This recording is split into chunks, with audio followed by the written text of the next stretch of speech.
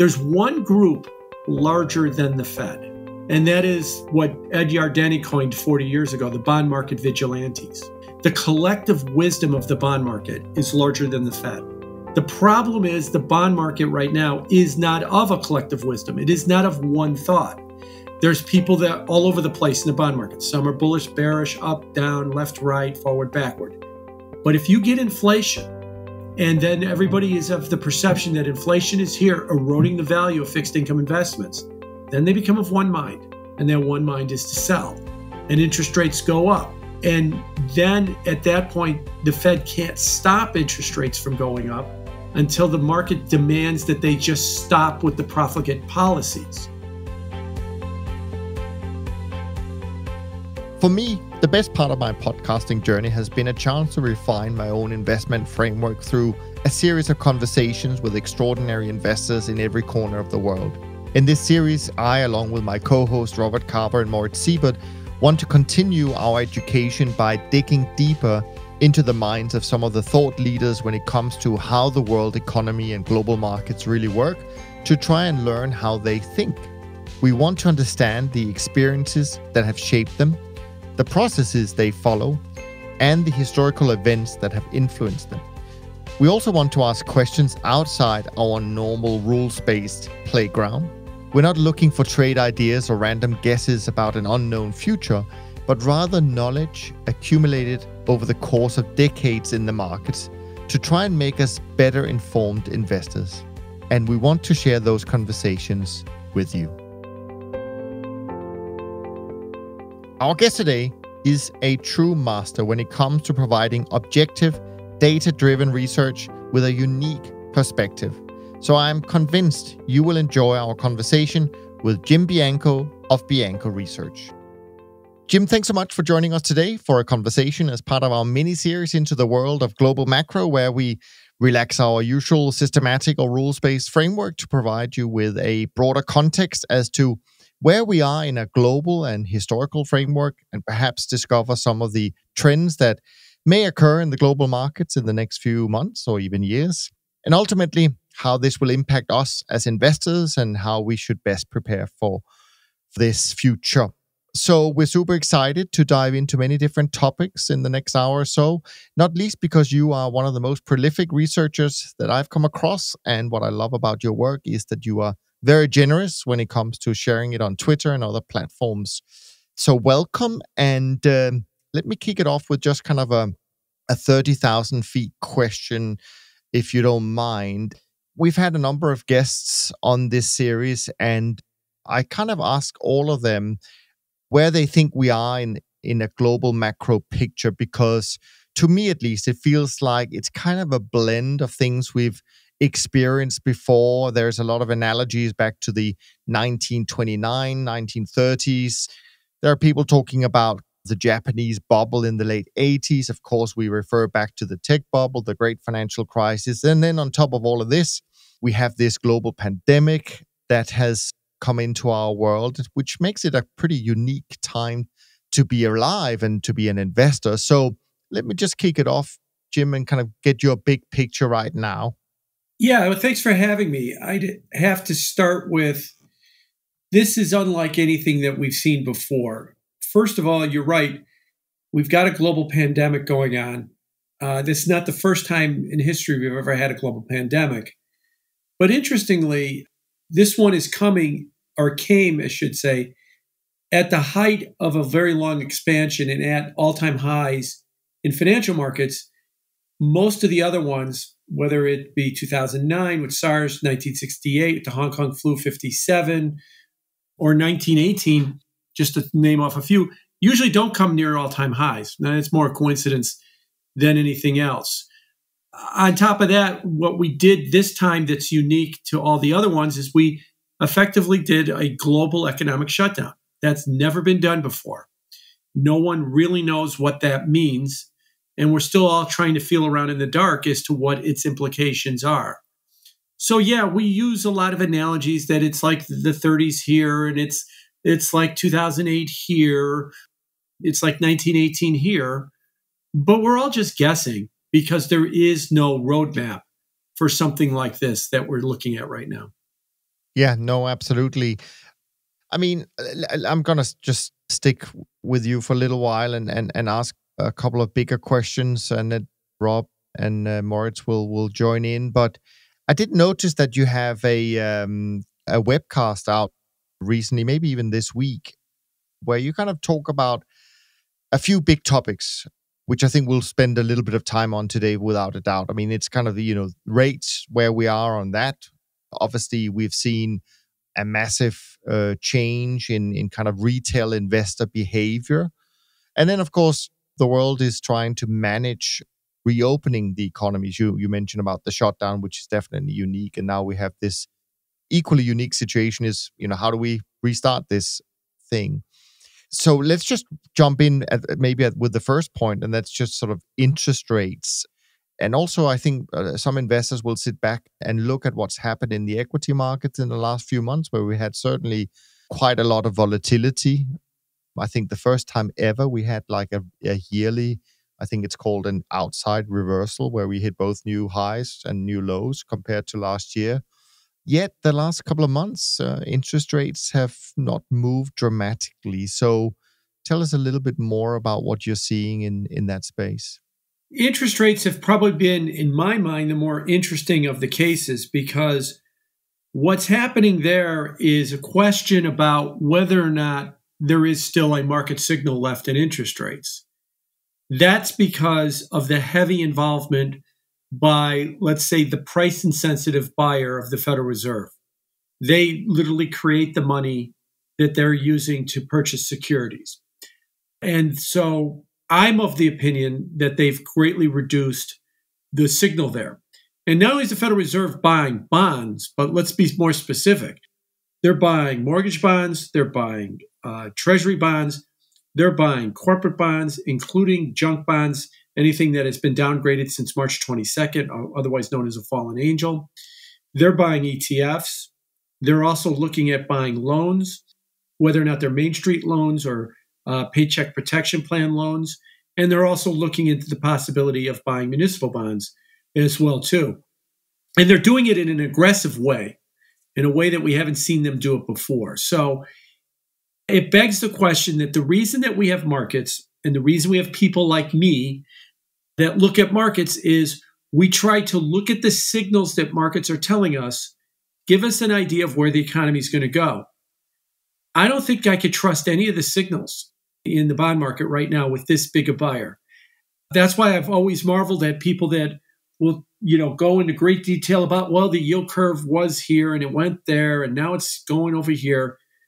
I don't know if it tells us anything, as long as they're not freely traded markets.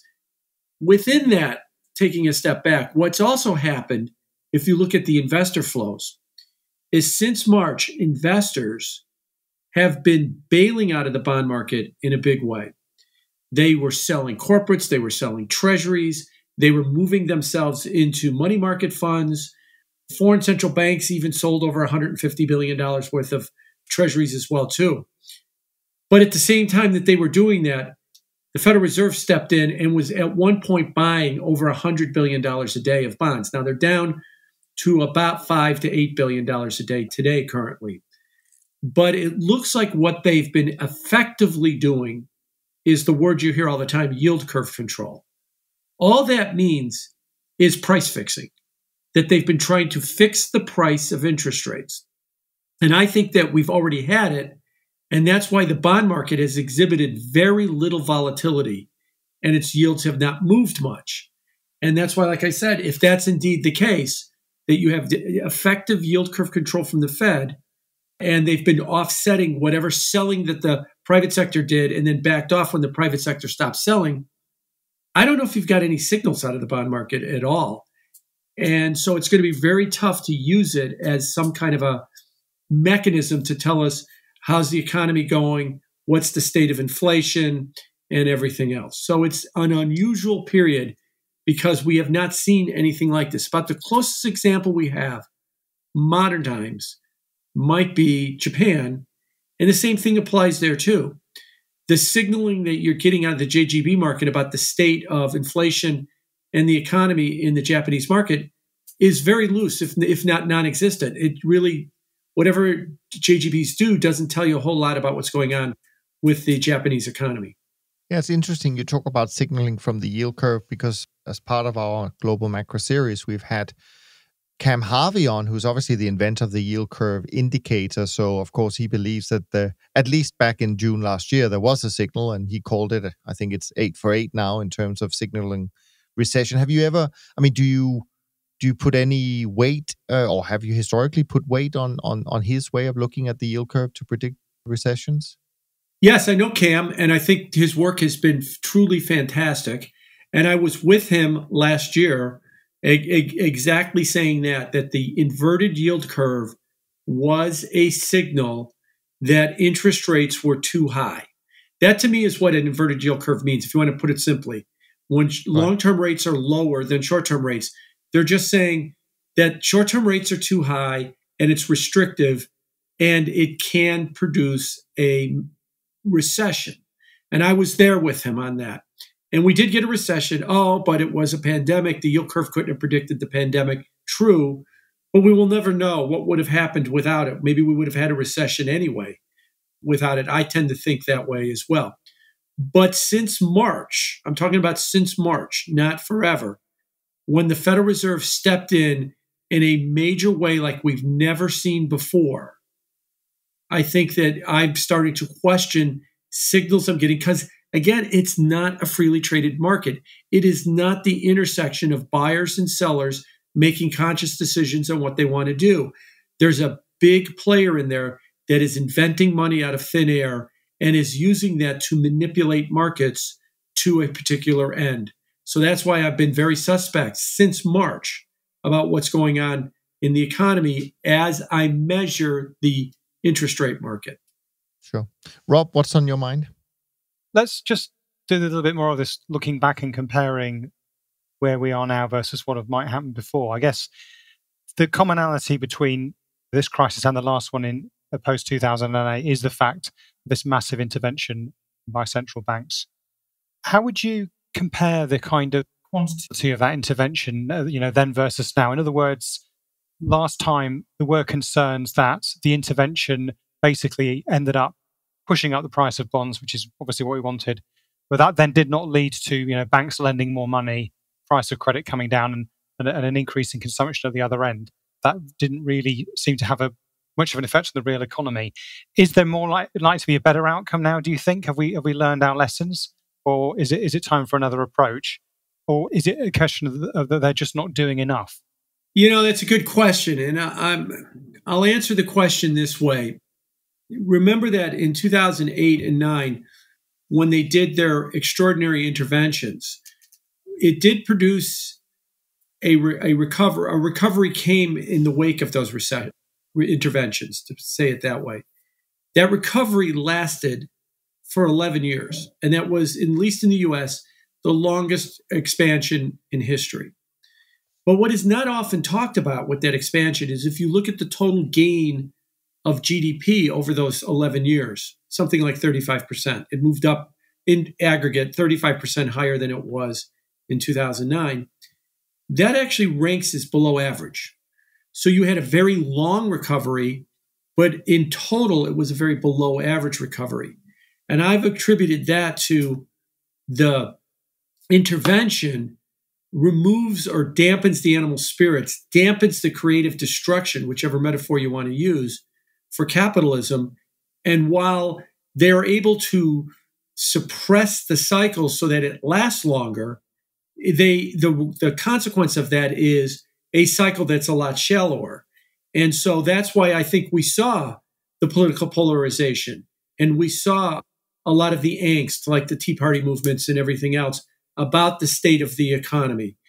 So much so that we had a bit of not only a rebellion in the United States, but around the world with Brexit and with Trump, that they were a bit of a rebellion against the status quo, not because people were unhappy that at that time, we were entering a 7th year of an expansion, but that it was a very poor expansion. And so now we seem to have taken the wrong lesson from 2008 and 9, and we're going a lot harder about trying to use a lot of intervention to fix the economy. And I'll cut it down for you real quickly. it comes down to one simple fact. Who measures what? Now, you guys and me, we might all think correctly that the idea of financial markets is they're supposed to reflect the real economy. So whatever the real economy is doing, it gets reflected in the markets, the level of the stock market, the level of interest rates, not precisely every moment. They can diverge a little bit, but over time, they kind of come back and forth to each other. That's certainly what a Warren Buffett has been arguing and what a lot of high-profile hedge fund managers, whether it's a David Tepter or Bill Ackman or Stan Druckenmiller, when they've expressed cautiousness in the economy, that's part of this disconnect argument you hear that the financial markets have disconnected from the real economy, that they've run way ahead of the economy. But I think at the Federal Reserve and at a lot of other places, and certainly the Twitter feed of the President of the United States, they believe it's the other way around.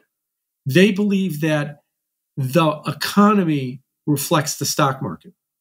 So when Trump keeps chortling, oh, new high in the stock market, jobs, jobs, jobs, he thinks that if you ram the stock market higher, just randomly ram it higher, it will create confidence, it will create jobs, it will create GDP.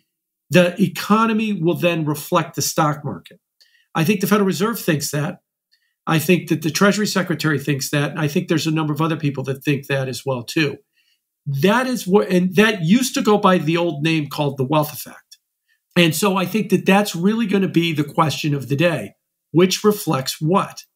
Right now, I think the driving point of the policy is if we boost markets, and if Jay Powell comes out in his press conferences and says, well, the markets were illiquid and companies were going to go out of business, but then we stepped in and we saved them and they got financing, then they think that they've done a good job because they think that they have then increased the ability. And Jay Powell says this, these companies were going to, the free market was going to let these companies go out of business, but we prevented it and we saved those jobs. Maybe the free market had a good reason to send those companies out of business. We'll never know because you stepped in and you circumvented the effect. So really, which measures what? We all may think that here's the economy, and that's why we employ economists. Tell me what the economy is doing, and then I'll back into what the financial markets should be. But in 2020, it's more like put the financial markets at some arbitrary level and then watch the economy adjust to that level. That was certainly the case in March. They were afraid of was, though the financial markets arbitrarily took out 35% of their value, went down, the fear was that the economy was going to adjust to that. So then we forced it back up so that the economy could adjust back higher. That's kind of the precipice of the argument. What is it? Which drives what is really where we have to kind of think about it. I think what we also see is that people start to realize more and more that what you describe as the wealth effect tends to work better for those people that have assets, which are long stocks, right? Because they can immediately enjoy it.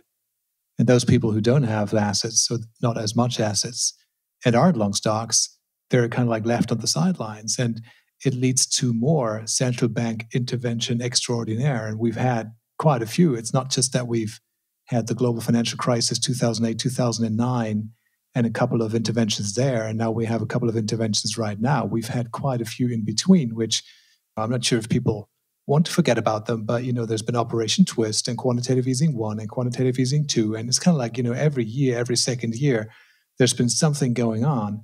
And it seems to me that maybe we're like the markets are like a drug addict where as soon as there are withdrawal symptoms, the Fed has to do something new, put a new trick out of the head. So what do you think, Jim? Are we getting to a point where maybe the Fed and other central banks have done enough? Or is this just we're pausing a little bit, but rest assured, the next central bank intervention, the next trick, whatever the case may be, explicit yield curve control, you name it, there's many options available. The next trick is just, probably a couple of months away. Oh, I agree that the next trick is just a couple of months away, that they're not going to stop doing this. And I don't think that they will ever really want to stop doing this as well, too. To the first part of your question about inequality, which is what you were asking about, yes, this does create a big inequality. 45% of the American public owns equities. And they are benefiting from the Fed using financial markets as a monetary policy tool. We're going to push up financial markets, and we are then going to hopefully create the confidence in jobs that I talked about. The other 45% of the public that owns no stocks doesn't benefit from that. But they've been satisfied because they're getting an extra $600 a week in unemployment. There's been stimulus checks that have been mailed out as well, too. The problem I see with this is you are fostering that inequality, and it shows up in the most obvious ways. In the US right now, we are talking a lot about whether or not there is a retail mania going on in the stock market. I believe that there hands down is. I happen to think it's larger than the 2000 retail or the 1999 retail stock market mania, although admittedly it's hard to measure it. So there's a little bit of guesswork in there, but nevertheless, it is very large. And what's driving that? Stocks always go up. The Federal Reserve has been buying stocks. The President of the United States tweets out, we can't let the airlines fail. We can't let the energy companies fail. The public, especially small retail, that doesn't own stocks, oh, I get it. I get it. This is a risk-free investment. That they've got an unlimited printing press, and the president is telling you none of these companies will fail. I don't know what Warren Buffett was thinking when he sold all his airlines in the middle of May, but the government told you they won't let them fail. So get in a big way. And that's why you've had this rush of retail and all this talk about retail investing in the market. This is the natural consequence of these policies as well, too. So it is going to continue, I think, to foster that inequality because there are some people that don't have enough money to invest in assets or not enough assets to really matter at the margin.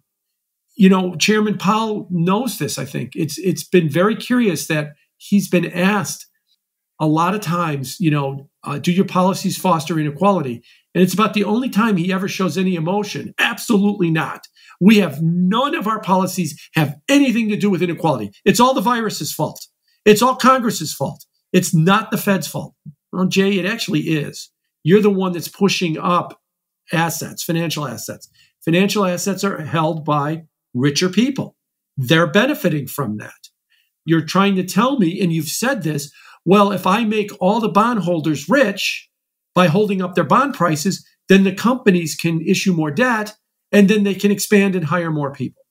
So you've already given me the definition of the wealth effect or the inequality that you're trying to foster as well. So this is going to be a legacy of it. And the final thought for you, Federal Reserve keeps telling us about these policies.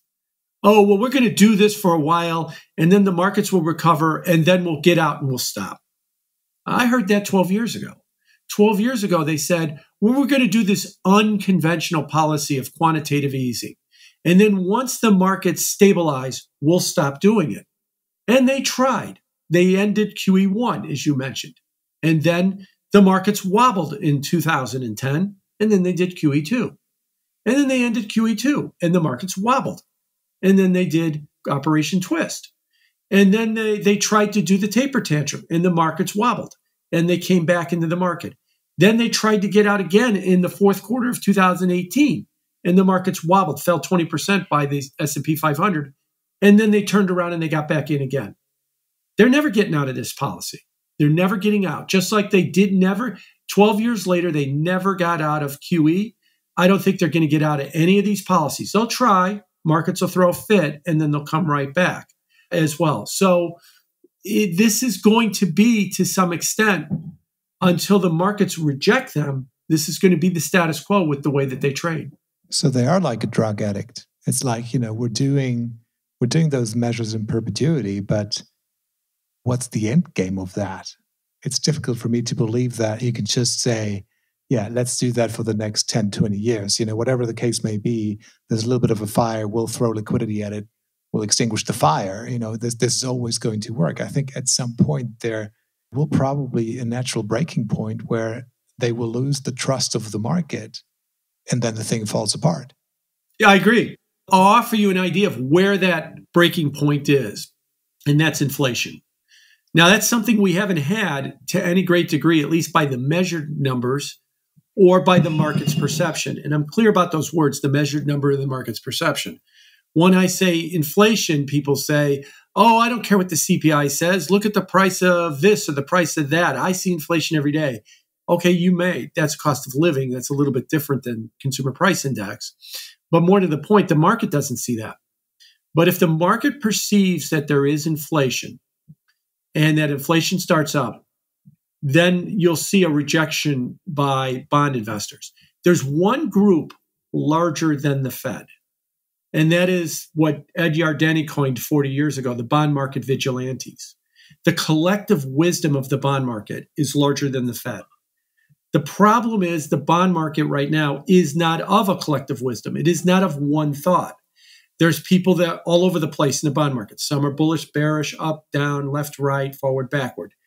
But if you get inflation, and then everybody is of the perception that inflation is here eroding the value of fixed income investments, then they become of one mind. And their one mind is to sell. And interest rates go up. And then at that point, the Fed can't stop interest rates from going up until the market demands that they just stop with the profligate policies. Now, we're not there now. And I don't think we're going to be at inflation in 2020. I do worry that you might start to see the beginnings of inflation in 2021 or in 2022 as well. And that then that might become the problem. Why do I think we're going to get inflation after this cycle in 21 or 22? You've got a lot of stimulating of demand. We keep handing people money. Here's $600 a week. Here's a $1,200 check. Go spend that money. We've got a 13% unemployment rate, which 3% has been misclassified. So an effective 16% unemployment rate. Simply put, that just means that in aggregate, we're producing less stuff. Not as many people are working as they used to. An aggregate fall of aggregate demand, fall of aggregate supply, stimulating aggregate demand, that should produce higher prices once we get out of this cycle. And then you might see a rejection of these policies by the Fed. But if I'm wrong on that, we don't get that inflation and that policies work like they would say that they worked 10 years ago, that the Fed stepped in and the Fed became aggressive and took over the bond market and started setting prices and maybe even goes all the way to formal yield curve control, price fixing. And if all they would argue to me is good things happened, markets went up, people got jobs, GDP was created, everybody got happy, then why stop? Why would you ever stop that program? That's what happened 12 years ago with QE. They never stopped it. And I think that this is what will happen this time around. And again, the only thing that'll stop it is when the market demands that they stop it.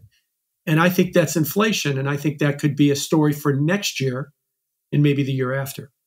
I agree with your point about inflation. I think actually it's a very interesting point also you mentioned about, once the bond market starts to think like one instead of many at the, as it is at the moment. I'm still really curious about the motivations of the Fed, which is obviously has received a lot of stick, or at least Powell has from the White House. And then I came across this documentary a few months ago, The Princes of the Yen, and Richard Werner's work from the inside of the Japanese money system back in the 80s or 90s. And at least based on his work, he felt that the BOJ was kind of engineering the bubble and with the goal of getting more independence, because once the bubble burst, everyone was unhappy.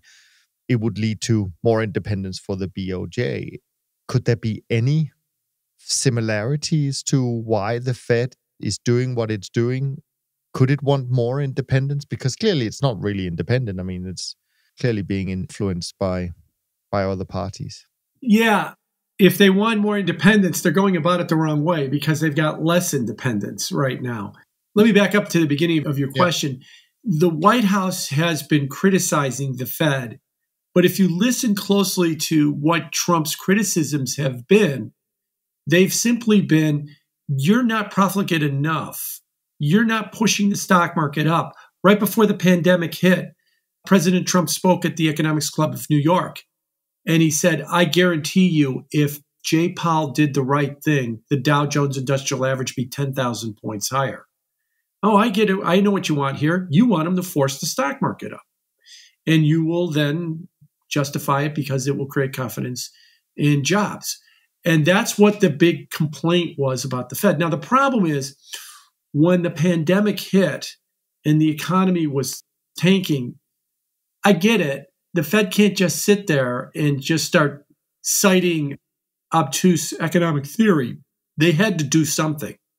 And so they stepped in and they did what they could, in that they started to massively cut rates and expand and start buying bonds and started all of these programs. But the Fed doesn't have the authority to buy corporate bonds or ETFs, maybe don't have the authority to buy municipal securities and a lot of these loans that they're buying. The way that they skirted the rules was the Treasury is technically buying this. They created a special purpose vehicle, and the Treasury, the U.S. taxpayer, funds that special purpose vehicle. The Fed acts as their financier and just gives them the extra money. And then the Fed went out and hired BlackRock on behalf of the Treasury in order to do all of the trades in a lot of these programs as well, too. So what the Fed actually did, if they wanted more independence, is they actually became a division of the United States Treasury Department, and that they've got the least independence maybe of our lifetime right now. And this is going to be interesting because let's assume Trump stays as president. If the Fed did want to exit these programs, the Fed doesn't own these securities. The Treasury Department owns these. The Treasury Secretary serves at the pleasure of the President of the United States. It's unclear. Does the Fed need the permission of the Treasury to stop doing this? Or can they just say, that's it, we're done, no more?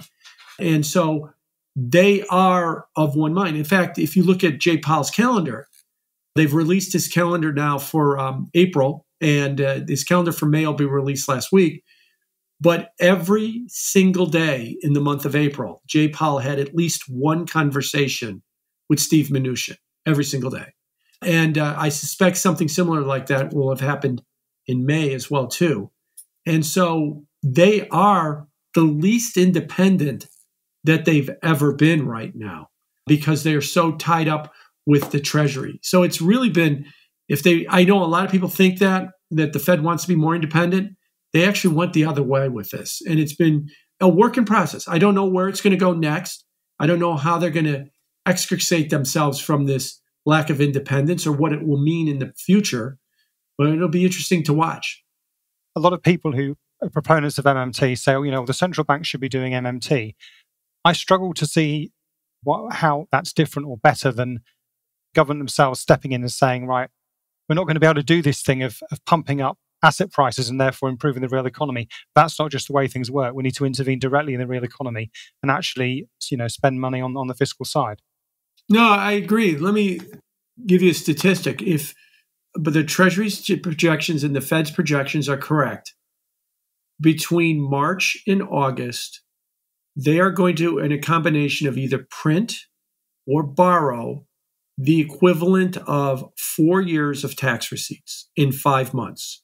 So they will have created 4 years of tax receipts in 5 months to go towards trying to battle the contraction in the economy and the pandemic. And let's just, for argument's sake, say that it works. Get nothing but good things that happened. Jobs, GDP, higher markets, no inflation.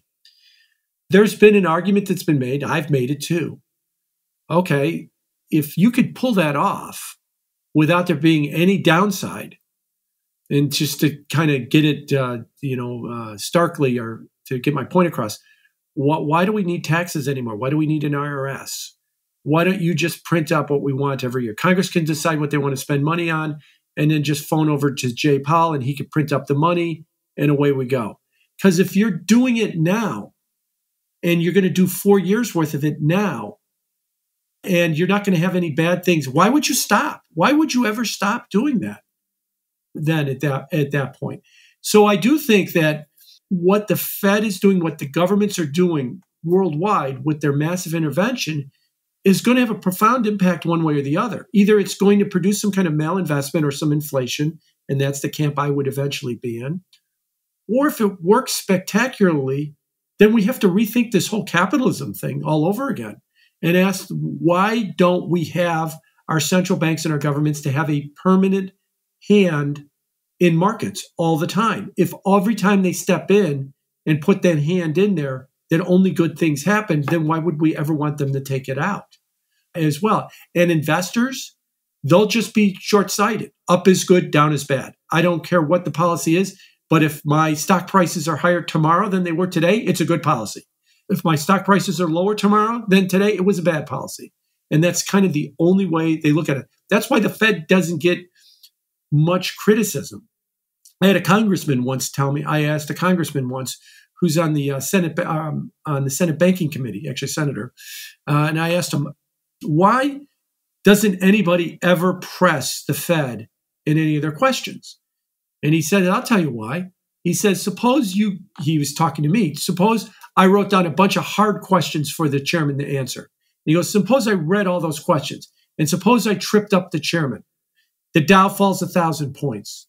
I'm in trouble. I'm in trouble for asking the question, not the chairman for botching the answer or the policy. I'm in trouble for putting him in that uncomfortable position. So as long as they do stuff, the Fed, even though I think that some of these programs they're doing with corporate bonds and stuff might not technically be legal.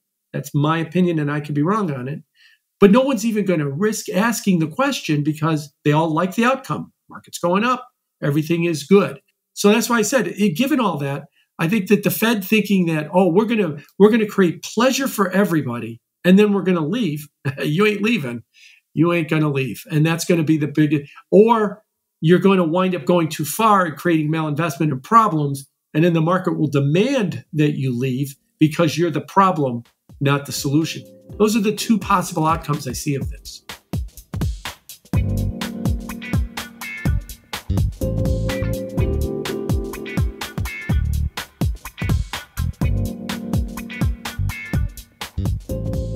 Moritz, what are your thoughts at this point?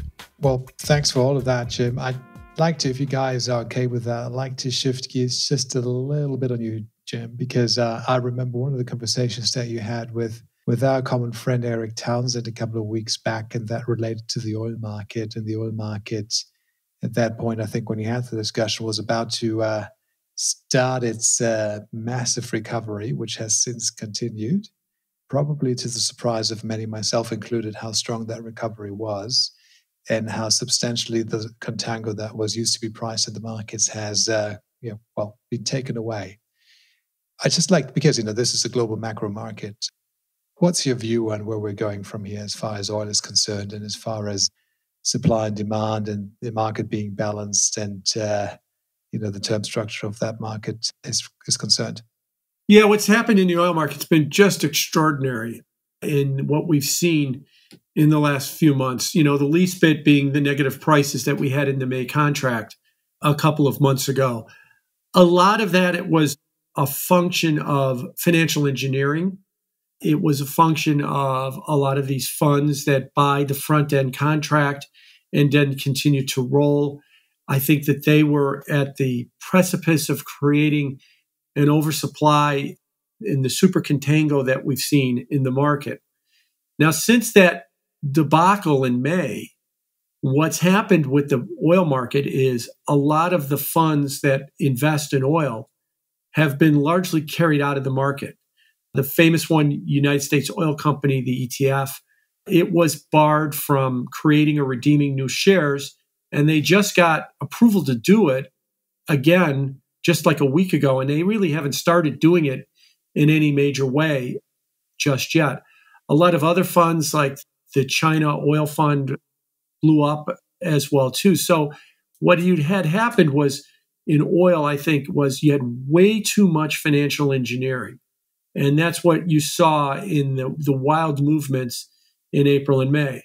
Now that you've wrung out some of that financial engineering, the contango has returned to normal. The price has settled down at around $35 to $40 or so. Maybe it's a little bit above that right now, thereabouts. But make no mistake, oil guys, they can rank right up there with biotech executives and basically making up crap about what they're doing.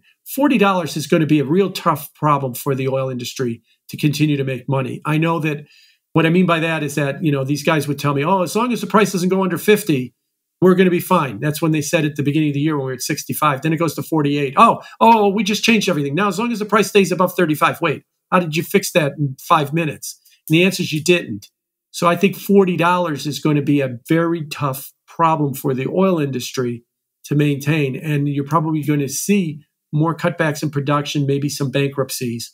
And it's probably going to put a floor on this market right now, assuming that the demand situation is somewhat stabilized and that we don't have another violent downturn in the economy one more time.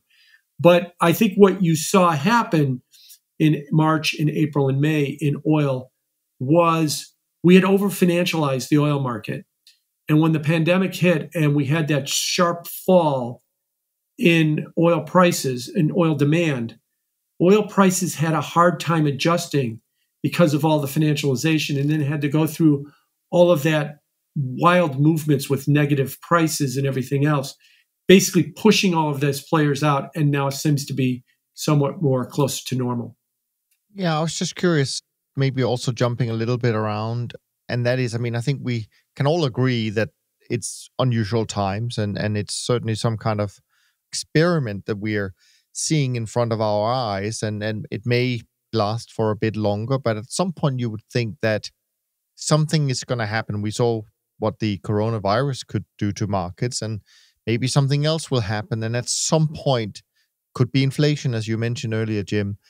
At some point, it comes to a breaking point. And I'm just curious, in your view, when it does, we don't know exactly how long that will be, but when it does, what's going to be the best safe haven assets, do you think? Yeah, that's a good question. The other thing that seems to be happening in markets, to the first half of your question, is something will come along. And I would actually argue, as we're talking right now in late June, something is coming along. And that is that by most metrics you look at, the coronavirus case count is as bad as it's ever been.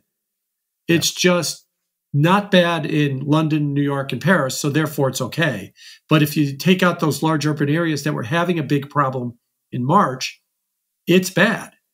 And it's bad in the United States. The United States is showing some numbers that we haven't seen since early May or late April in terms of the number of cases. The city of Houston announced on the day that we're recording, they are 11 days away from running out of ICU beds, that it's gotten that bad. Now, the reason I say that is the stock market is also continuing to recover. The day that Houston says we're 11 days from running out of ICU beds, which New York City, its worst point, never got that bad. And Houston, which is the fourth largest city in the country, has already eclipsed that in terms of they're in a worse position than New York City's worst position. Stock market's recovering. It's up another 1%. So what seems to be interesting is the virus doesn't matter anymore. And I think the reason the virus doesn't matter is there's this collective opinion in the market. I'm kind of trying to interpret the market. That really what the problem wasn't the virus. The problem was the lockdowns. And now that we've gotten rid of the lockdowns, I don't care how many people get sick. I don't care how many hospital systems get overrun. The market's thinking, as long as we don't lock down again, we're fine. So the virus may come back and may come back in a story that we are of the opinion, especially Houston. Houston's the middle of Texas, the free spirit Texans. The last thing they'll ever do is lock down Houston. Well, if it comes to that, I don't know if it will, that could actually wind up becoming another real problem for the markets. Also, there is a myopathy in markets, right? New York City opened yesterday and they're allowing outdoor cafes. Oh, that's 80% of the world. New York City restaurants are 80% of the world. So as far as them, that's good. Everything's getting better. What's happening in Houston? What's happening in Arizona? What's happening in India? What's happening in Africa or maybe South America? Well, that's rounding error stuff. Well, actually, it's all bad in all of those countries is what you're seeing in terms of the virus count. So the first thing I'd mention is, there will always be something that comes along. Inflation could be one of them. The other one could be that the last word on the virus may not be word. Whether it's a first wave or second wave is a semantical argument, but there was, you hear people say, what happens if we get a second wave, which they mean an increase of cases in the fall? No, it's happening right now in the late part of June. And we have just collectively decided it doesn't matter right now. And it still may, if it comes to that there has to be some kind of change or forced change like a lockdown, because that's what everybody's assuming, that nothing will come of this. But it's kind of interesting, right? First of all, I would say it's interesting that the market doesn't price in right now the possibility of another lockdown, or not to some, not in a large degree, because we all know that as soon as politicians and authorities find a new tool that they can use effectively, they tend to use it very quickly in the future, right? So my view is that certainly now that they've invented the lockdown, I don't think it's the last time we're going to see that. That's one thing. The other thing is, of course, what about the underlying economy, right? Are we seeing more travelers? Are we seeing people driving? I mean, is fuel consumption actually showing any signs of a strong recovery? Public transportation, are the trains full? I don't see it. Right now, as we speak in late June, as you say, I'm seeing headlines where one of Europe's, maybe one of the world's largest airlines is on the brink of bankruptcy if they can't get this restructuring deal. And I'm talking about Lufthansa in this case, in my neck of the woods. So there's really a disconnect in many ways. But of course, that's what we normally see when these things happen, all right? I mean, it's like these cartoons where you see people pushing up a train, and when the last person jump into the train, of course, there is no one left to push it any further. And that's when you have the big... so we need more people to be going from the camp of the bear to the camp of the bull, so to speak, just before things can unravel, possibly.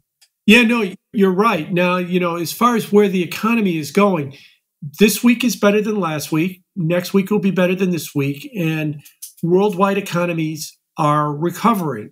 I'll even go you one other thing to say that it is possible that the way that we measure the economy, it is possible that we've already seen the end of the recession in May. But that doesn't mean that the recovery is going to be instantaneous. That could be a long period of recovery. I've been making the point for some time now that if you look at output, GDP output, use the United States for an example. In 2008, at its worst point, the economy's output was 96% of what it was in the 2007 peak.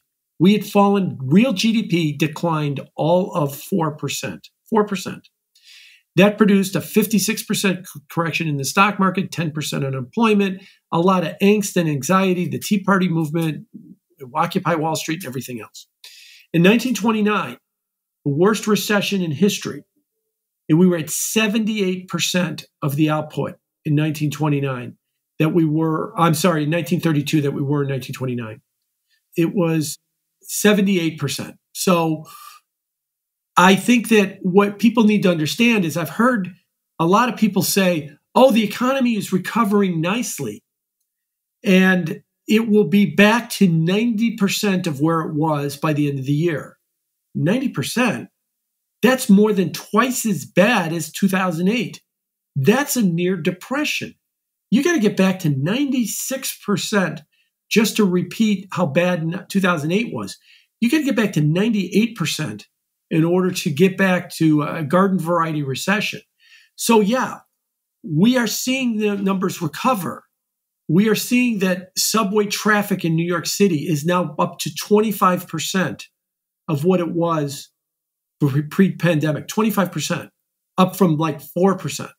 We're seeing airline traffic in the United States is around 21% of what it was pre-virus.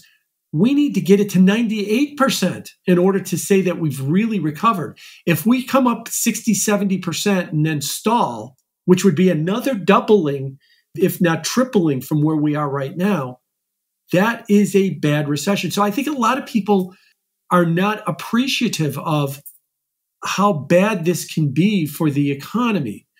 The thing that they're focused on now is the rate of change. This week is better than last week, and next week will be better than this week. And so the hope will continue to say it's getting better. It is getting better. But if we got 16% effective unemployment, you can't get back to 10% unemployment and just say, hey, that's it. It's all done. It's all fixed. I'm sorry, you 19 million people that lost your jobs. Too bad for you. My stock portfolio is at a new all-time high and the economy's doing well. Yay for me. That is a prescription for a disaster. If that's the mentality that we're going to take, we need to say, when is the unemployment rate, which is effectively at 16%, going to get back under 5? And most people think it's going to take several years. Okay, what are we going to do in the meantime? Then are we going to continue to subsidize everybody for several years with extra money? Are we going to continue to blow these budget deficits out with extra money? Or are we just going to say, sorry, you lose. You don't own stocks. Well, I do. And so it's going to be a very difficult thing for us to try and handle. So yeah, the economy's getting better. There's no doubt about it. And there was the worst. The bottom may already be in. But to get all the way back to that old high won't take a period of a couple of months like old recessions used to, or a quarter or two. It might take several years. And that is going to be problematic as we work through this. Yeah, it's interesting, isn't it? Because we're kind of turning things around. Like you said earlier, the bond market's not really giving a price signal anymore. The equity market isn't really kind of working efficiently and giving us signals. And it's really interesting to look at the US, where there's definitely signs of a second wave with the increase in cases since June. Whereas in Europe and in, say, Germany, cases have crept up a little bit from an extremely low base. And yet the Euro stocks is still significantly down from the peak, whereas the S&P and the NASDAQ pretty much recovered or even gone through the previous peak.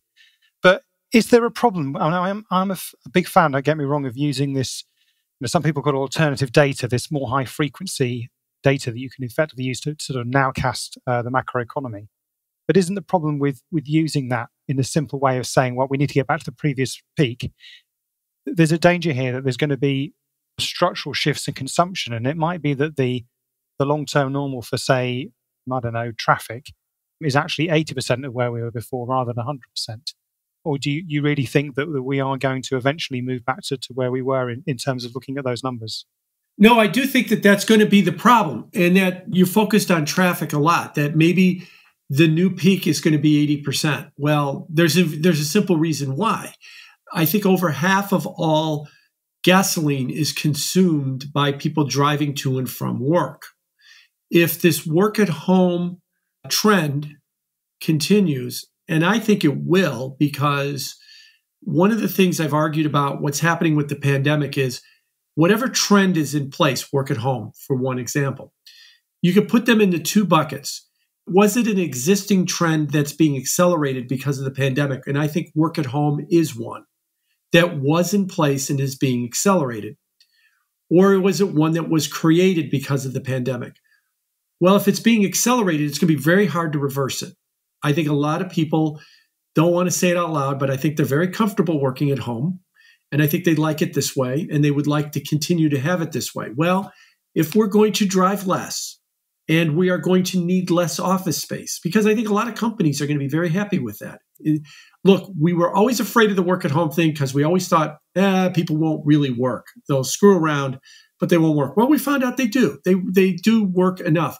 Now, I look at my IT expenses at my company and I go, all my employees are paying for the internet connections. I'm not paying for it. They all have to take it on themselves to do all their own self-IT because there's no IT guy in their home. And if they're not going to come to the office, I could ditch half my office space and save a lot of money. So you could see that becoming the trend, that the larger urban areas start to shrink because we don't want to spend the time commuting to go to an office. Or if we do, it's 1 or 2 or 3 days a week, not 5 days a week. That will become a change for the economy. There will be a lot of structural unemployment. There will be a lot of lost GDP that we have built into the economy now because we assume that drivers, to use the number, drivers will in the United States consume 10.5 million barrels a day of oil in driving, which is what they were doing pre-pandemic, not 8.5, which is what they're doing right now. Well, that extra 2 million barrels a day is going to be a lot of jobs, a lot of GDP lost.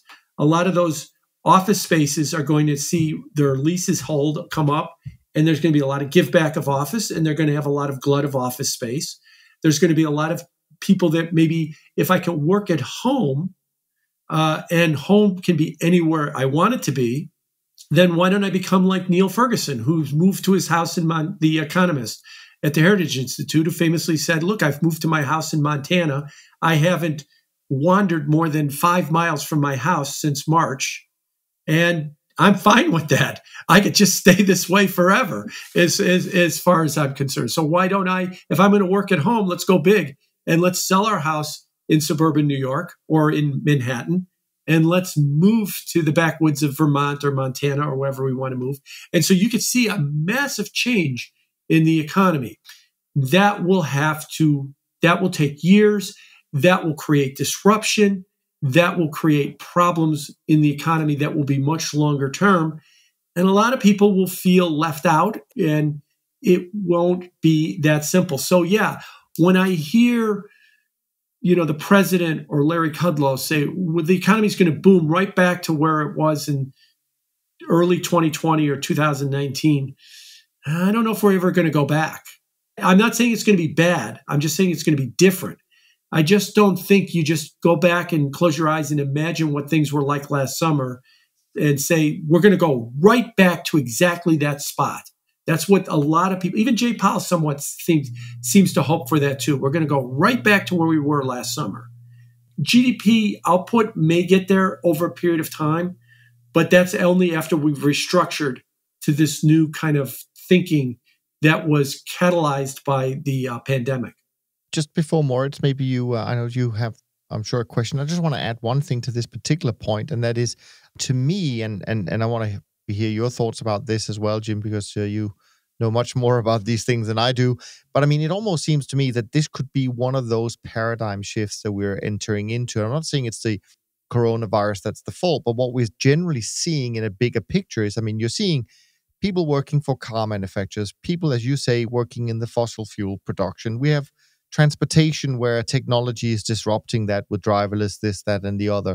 It seems to me it's almost like what happened to the farmers 100 years ago, where it went from being 25 or 30% of all people were employed in that sector, and suddenly there weren't much use for them with technology and other changes, and now we're down to 2 or 3% of that. And as you say, it has massive consequences. And actually, right now, I wouldn't know where these people would go to find another job, because that's what technology does. It also actually limits the amount of people you need to produce more stuff. Yeah, there's a professor at Northwestern University, suburban Chicago, Bob Gordon, and he's done a lot of work on productivity and jobs. And his conclusion, which I largely agree with, has been that jobs, technology, is a net creator of jobs. To use the famous example that he's been using, VisiCalc invented the spreadsheet in 1979. Well, that meant the death of the accounting clerk job, and hundreds of thousands of accounting clerk jobs were eliminated. But it created a whole new class of job called the financial manager. And we created more people using spreadsheets to analyze data than we eliminated people whose job was to just type data into a computer. So it is a net creator of jobs. I do believe that over time. But here's the problem. When something like autonomous driving comes in, it's really simple and it's really easy to see who loses. The driver loses. We worry that they tend to be lower skilled. What are we going to do with them? And then we get calls to rein back and not have that technological advance slow it down. But it will create whole new industries and whole new jobs. I don't know what those jobs are. Maybe you don't. Nobody does. Famously, as I've said, when Steve Jobs in 2006 held up the first Apple I iPhone, how many people looked at that phone and said, wow, that's the end of the taxi business because we'll create Airbnb. Or wow, we'll create Uber. Or wow, that's the end of the hotel business because we'll create Airbnb. because of the whole thing with the App Store and these new phones. Nobody saw that coming. It kind of organically happened. You give people these opportunities and they create them. So we will create new jobs. We just don't know what they are. And the old jobs will go first. The new jobs will come later. The old jobs, we know what they're going to be that are going to be lost, the driver job. We don't know what the new industries or new jobs are going to be created because of driverless cars.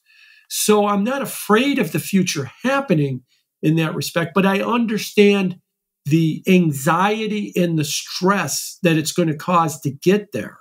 And it might even cause a retarding of the economy because the old jobs go first, because we won't create anything except we'll just get rid of drivers and let cars drive themselves.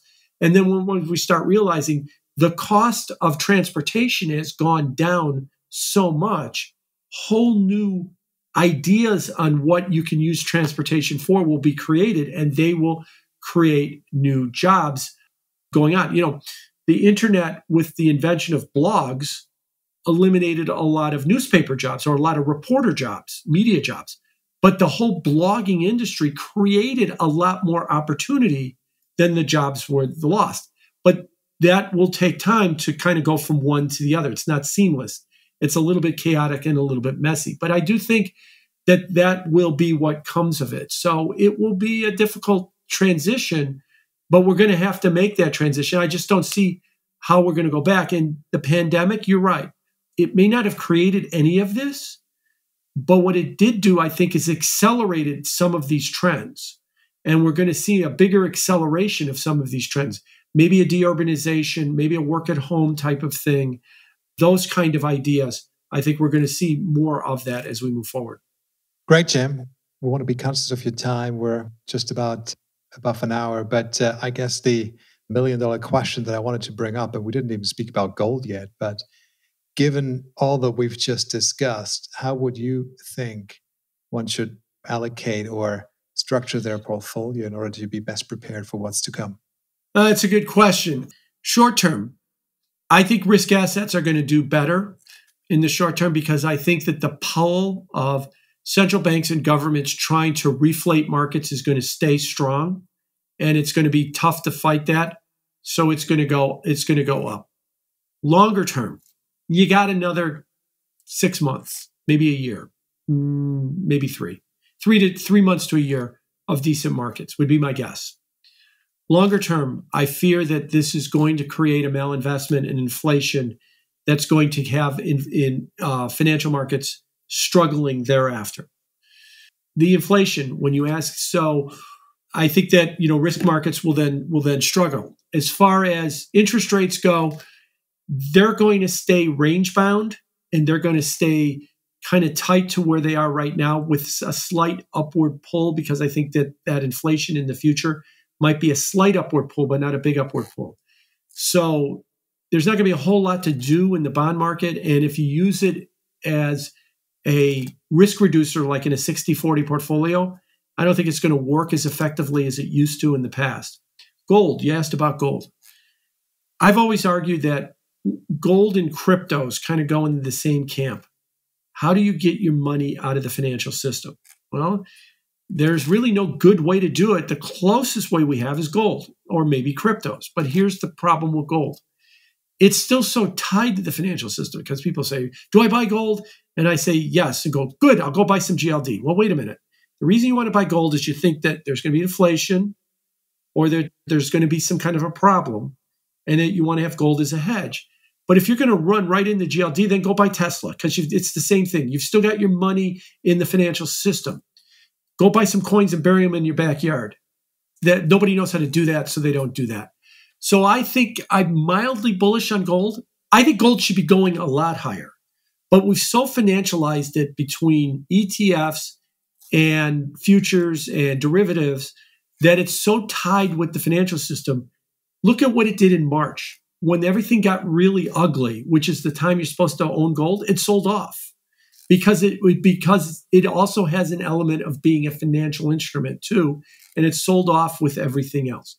So I am mildly bullish on gold. If there was a way to really separate gold from the financial system, I'd be a lot more bullish on it than now. So short term, risk markets go up. Longer term, I feel that they're going to they're going to hit a ceiling and run into trouble after 3 months to a year. I think interest rates are going to meander sideways. I think for those in a 60-40 portfolio that think that's their hedge, they're going to be disappointed by it. And I like gold, but I'm kind of mildly bullish on gold. I'm not wildly bullish on gold right now. Well, Jim, on that note, let's wrap up our conversation, being mindful of your time. Thanks so much for spending a good hour with us. We really appreciate it, and I'm sure all our listeners do as well. And by the way, to all of you listening today, make sure you follow Jim's work on Twitter and at Bianco Research, of course. From Rob, Moritz, and me, thanks so much for listening, and we look forward to being back with you as we continue our Global Macro miniseries.